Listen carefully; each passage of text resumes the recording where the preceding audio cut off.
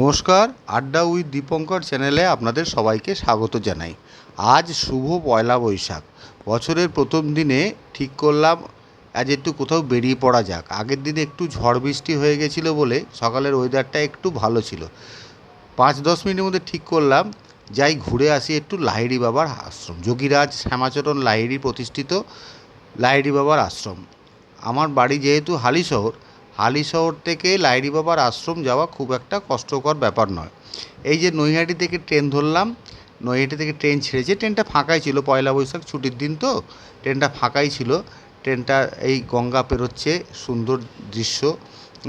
3টে স্টেশন মাত্র, গড়িফা, হুগলিঘাট এবং ব্যান্ডেল। এই হুগলিঘাট স্টেশন ঢুকছে, গঙ্গার এপারটা হচ্ছে গড়িফা, ওপারটা হচ্ছে হুগলিঘাট। এদিকটা উত্তর 24 পরগনা, ওদিকটা হচ্ছে হুগলি। হ্যাঁ, এই হুগলিঘাট স্টেশন ঢুকছে, আপনারা দেখতে পাচ্ছেন।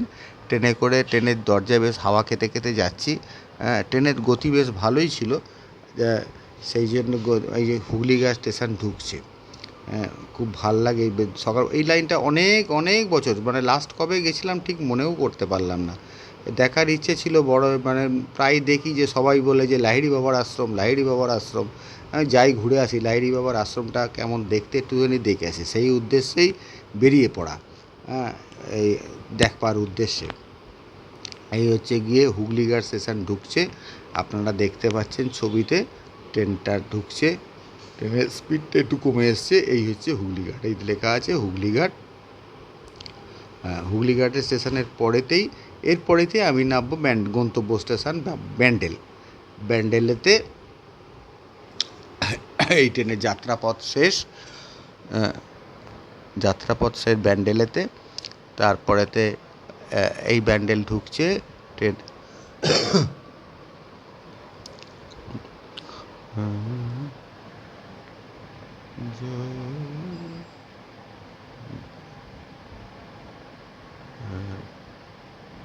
লাহিড়ী বাবার আশ্রমটা বহুকাল দেখবার ইচ্ছে ছিল, সেই জন্যে ভাল লাগে, বেশ দেখতে খুব ভাল লাগে।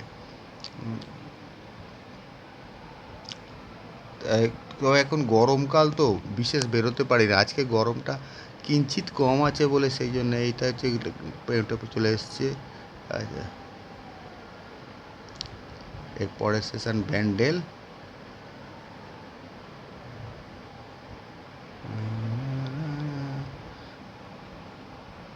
এইখানকার দুটো স্টেশনের বৈশিষ্ট্য, এই যে ব্যান্ডেল স্টেশন ঢুকে গেলাম, ব্যান্ডেল স্টেশনে এই যে স্টেশনে নেবে বাঁদিকে যে অটোগুলো দাঁড়িয়েছে ওখানে খানিকটা 1-2 মিনিট হেঁটে গেলেই ওখানে অটোগুলো পাবেন। ওরা 5 জন হলে যায়, 25 টাকা করে ভাড়া। লাহিড়ী বাবার আশ্রম বললেই নিয়ে যাবে। এই যে ব্যান্ডেল স্টেশনের যে বিল্ডিংটা, নতুন বিল্ডিংটা বাড়ি সুন্দর বানিয়েছে। আমি বহু বছর পর এলাম, সেই জন্যে ভাল লাগছিলো। এই এসে গেলাম আমার গন্তব্যস্থল আধারালয়। এই যে মন্দিরটা আধারালয়। বলে রাখি, এই মন্দিরেতে কোনো প্রবেশ মূল্য নেই, তবে আপনারা যদি ভোগ প্রসাদ, অন্নভোগ বলে ওরা, অন্নভোগ খেতে চান আপনারা খেতেই পারেন, অসুবিধে হবে না। বোধহয় 60 টাকা নেয় বোধহয়, সেটা দিয়ে খেতে পারেন। আমি নেইনি। এই ঢুকলাম, ঢুকতে বেশ সুন্দর ঝর্ণা রয়েছে, সামনে এগুলো সব হাতি টাতি সমস্ত। জায়গাটা খুব ভালো লাগলো আমার, বেশ ভালো সুন্দর শান্ত পরিবেশ। যদি কিছুক্ষণ সময় কাটাতে যান শহরের গণ্ডগোল থেকে দূরেও, বেশ এখানে কতগুলো বড় বড় রাজহাঁস রাখা হয়েছে। রাজহাঁসগুলো দেখলাম ছাওয়াতে একটুখানি বিশ্রাম নিচ্ছে। এখানে কতগুলো রাজহাঁস রয়েছে, এখানে রাজহাঁসগুলো বিশ্রাম নিচ্ছে। একটু এগিয়ে চললাম, এই বেশ এখানে ওখানটা কেয়ারি মতন করা রয়েছে, মাধবীলতার কুঞ্জ মতন। হ্যাঁ, বুঝে ওখানে কেয়ারি মতন করা রয়েছে। বেশ গেটটা বেশ ভালো লাগছে দেখতে, বেশ চারদিকে প্রচুর প্রচুর গাছ। গরমকালে তো, শীতকালে আসলে মনে হয় ভালো লাগবে, শীতকালে একটু ভিড় ভাড়াক্কাটা হয়, গরমকাল বলেই ভিড়টা একটু কম। তাও আজ পয়লা বৈশাখ দেখলাম বলে কিছু মানুষজন এসছেন, সেই জন্য আমি এগিয়ে চললাম। এই যে রাস্তাটা কিন্তু খুব সুন্দর, রাস্তাগুলো দেখবার মতন রাস্তাগুলো করেছে, বেশ বাঁধানো রাস্তা। এই মাধবীলতার যে কুঞ্জ মতন, হ্যাঁ, বেশ কেয়ারি মতন করেছে বেশ। এইখানে একটা দেখলাম ওই কাঁধে করে বেয়ারা মা দুর্গাকে নিয়েই চলেছেন, একটা স্ট্যাচু মতন করা আছে, ভারী সুন্দর লাগলো। এই আপনাদের দেখাচ্ছি, বেশ সুন্দর লাগলো। এই যে এই যে সুন্দর, বেশ সুন্দর। এটা হচ্ছে গিয়ে আশ্রমের যারা থাকেন তাদের এই বাড়িটা রয়েছে সামনে, যে হলুদ বাড়িটা, এটা তাদের মানে বাসগৃহ যাকে বলে।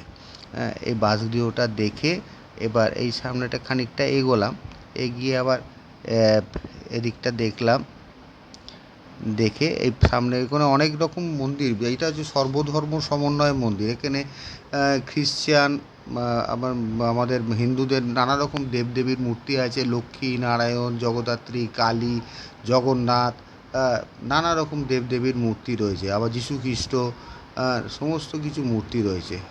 এটা হচ্ছে গিয়ে মূল মন্দিরে যা। এখানে জুতো ছাড়ার জায়গা, জুতোটা ছেড়ে তারপরে এগিয়ে গেলাম। 2 টাকা নিল, যাকে সেই গেছে 2 টাকা করে নেয় পার পেয়ার। তা আমি একাই গেছিলাম বলে 2 টাকা। এখানে একটুখানি দেখলাম এই যে সুন্দর বাচ্চাদের এখানে একটা ছোট পার্ক মতন আছে, এটা ইঞ্জিন করা আছে, এটা দেখতে বেশ ভালো লাগলো। একটা মা তার শিশুকে আদর করছে, এটা ঘাস দিয়ে কেটে করা হয়েছে, বেশ ভালো লাগলো দেখতে। হ্যাঁ, বেশ ছাওয়া ঘেরা জায়গা, সুতরাং দেখতে বেশ ভালো লাগছিল। এই হচ্ছে গিয়ে জায়গাটা। এগিয়ে চললাম, এগিয়ে, হ্যাঁ, এই রাস্তাটা হচ্ছে গিয়ে মেন রাস্তা, মূল মন্দিরে যাবার রাস্তাটা। মূল মন্দিরে যাবার এই রাস্তাটা বাঁধানো রাস্তা, বেশ দুদিকে। বাঁদিকে হচ্ছে উপাসনা গৃহ। তা উপাসনা গৃহে আমি আর ঢুকিনি, একটুখানি এগোলাম।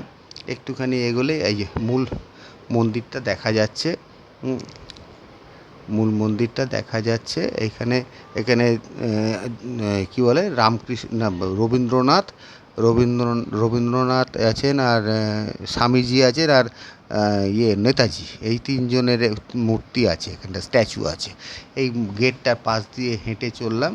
এই যে রাস্তাটা, এই যে উপাসনা গৃহতে আমি আর ঢুকিনি, দেখতেই পাচ্ছেন, হেঁটে যাচ্ছি পাশ দিয়ে। এই রাস্তাটা বাঁধানো রাস্তা, সুন্দর, বেশ ভালো রাস্তা, পরিষ্কার পরিচ্ছন্ন, বেশ সুন্দর, ভালো লাগে। আসলে এখানে অনেক মন্দির রয়েছে। মূল মন্দির যেখানে আমরা যাচ্ছি, এই জায়গায় দেখলাম যে দক্ষিণ ভারতীয় যে গোপুরমগুলো হয়, গোপুরম এবং কিছুটা রাজস্থানি স্টাইলের মিল পাওয়া গেল, মিক্স আপ যাকে বলে, মিশ্রণ দেখতে পেলাম। আপনাদের দেখাবো, এই এসে গেছি।